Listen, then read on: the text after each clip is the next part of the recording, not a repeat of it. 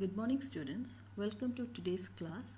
Today we will be learning Chapter 3, the mole concept, and I merged Chapter 5, identification of ions and gases. At the end of this presentation, you will be able to define mole and the Avogadro constant. You will be able to use the molar gas volume taken as 24 decimeter cube at the room temperature and pressure, and you will be able to describe the test for aqueous cations, anions and gases. First, we will learn what is a mole. A mole of a substance is the amount that contains the same number of units as the number of carbon atoms in 12 grams of carbon 12. Carbon 12 is an isotope. The masses of atoms are found by comparing them with the carbon 12 atom. Please look into the picture down. First, this is an atom of carbon 12. It is chosen as the standard form. Its AR is taken as 12, that is relative atomic mass. Then other atoms are compared with it. The second is the magnesium. This is a magnesium atom.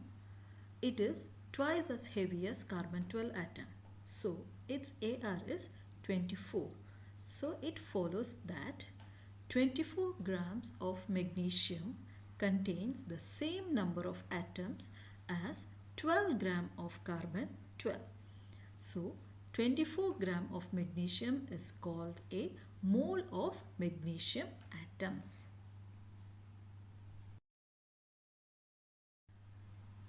More examples of moles are given in this table. First, sodium is made of single sodium atoms.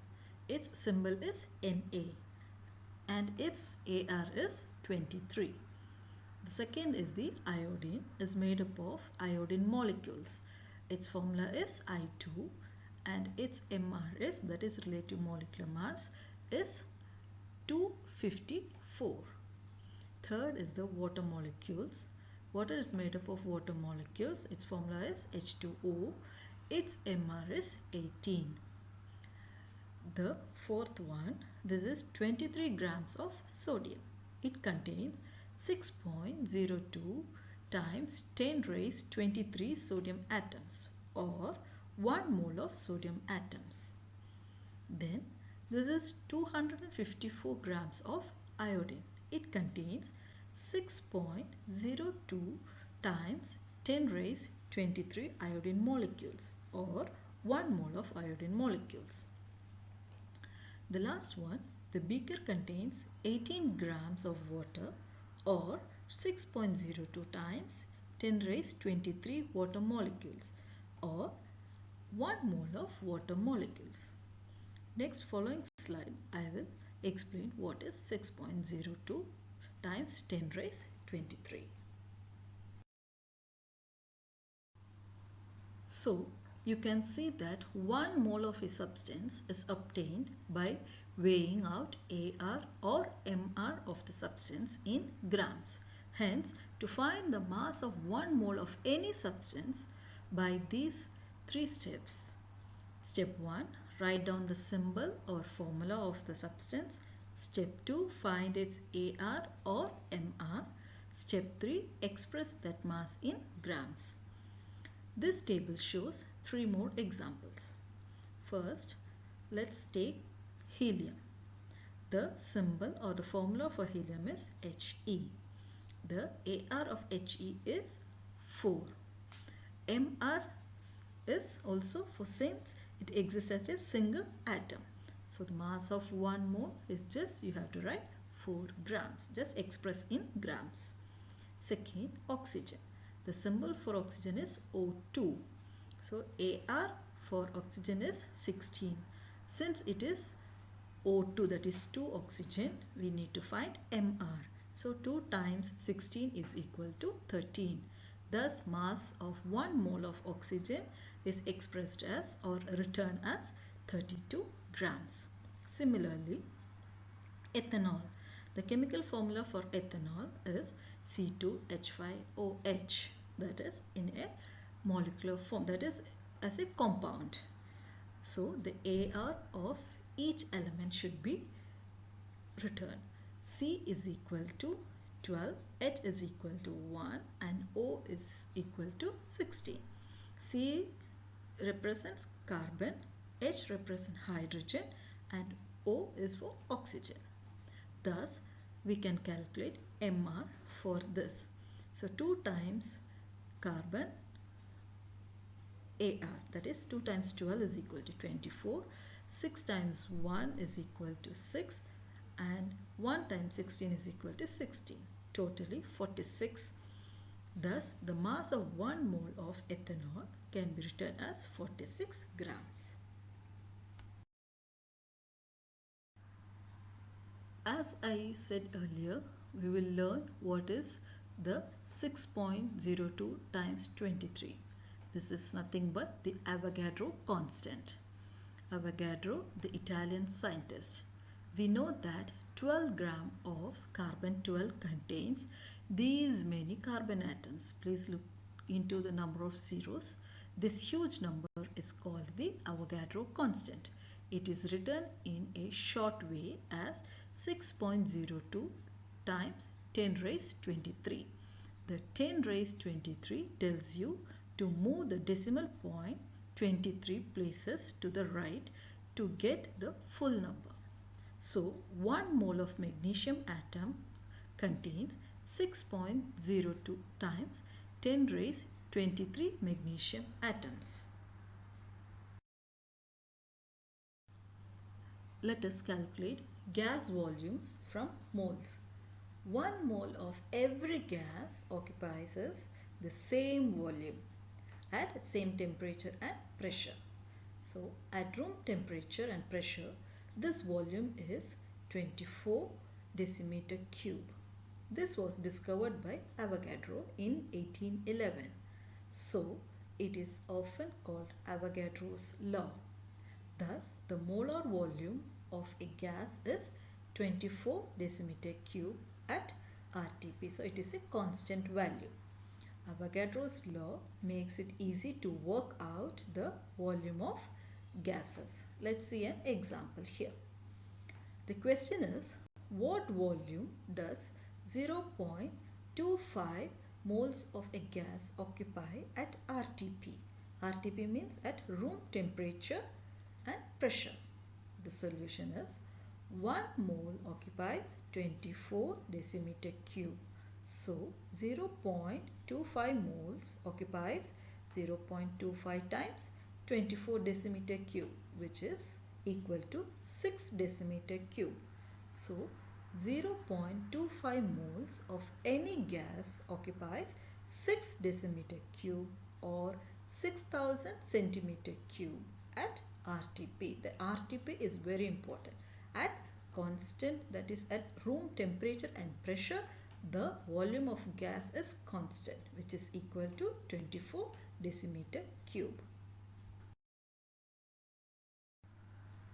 Next, we shall see the test for cation, that is identification of cations.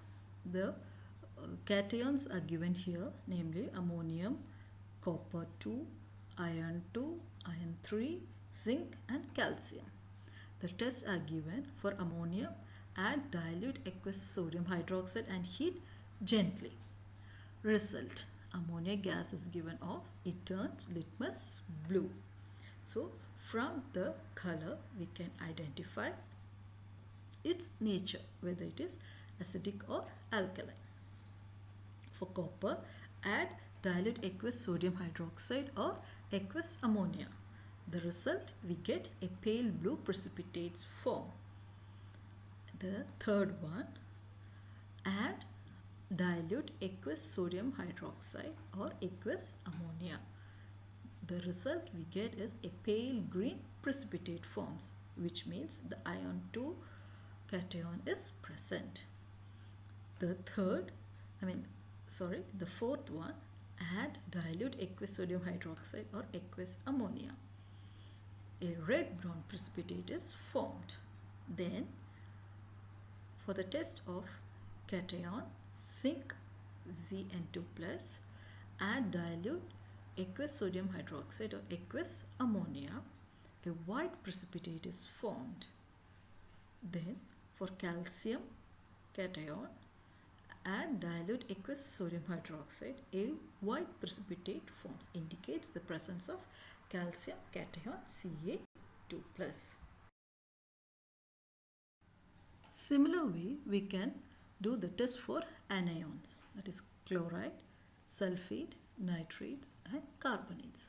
The tests are: first for chloride, to small amount of solution add equal volume of dilute nitric acid and aqueous silver nitrate. The result which we get is a white precipitate is formed. Second, to small amount of solution add equal volume of dilute hydrochloric acid and barium nitrate solution. Here also we can find a white precipitate as a result. The third, to a small amount of solution add dilute aqueous sodium hydroxide and small pieces of aluminum foil. Heat gently. As a result, if ammonia gas is given off, the unknown substance contains nitrate ions. And the last, for carbonate, to a small amount of solid or solution add dilute hydrochloric acid. The mixture bubbles and gives off gas that turns lime water milky. The last test for gases. Gases namely ammonia, carbon dioxide, chlorine, hydrogen and oxygen. The tests are: hold damp litmus paper in it. Result, the indicator paper turns blue. For carbon dioxide, bubble the gas through lime water. As a result, we can see the lime water turns cloudy or milky. Third, for chlorine test, hold damp indicator paper in the gas in a fume cupboard. As a result, indicator paper turns white. Then for hydrogen, collect the gas in the tube and hold a lighted splint to it. Result, the gas burns with a squeaky pop. Last, for oxygen, collect the gas in a tube and hold a glowing splint to it. As a result, the splint immediately burns into flame. So these are all the tests for cations, anions and gases. The practice questions are: first, how many atoms are in 1 mole of atoms? Second, how many molecules are in 1 mole of molecules?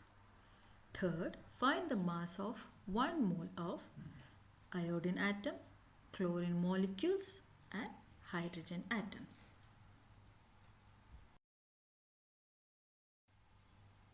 Please write the answer in the class notebook. Study well, stay safe and healthy. Thank you. Take care.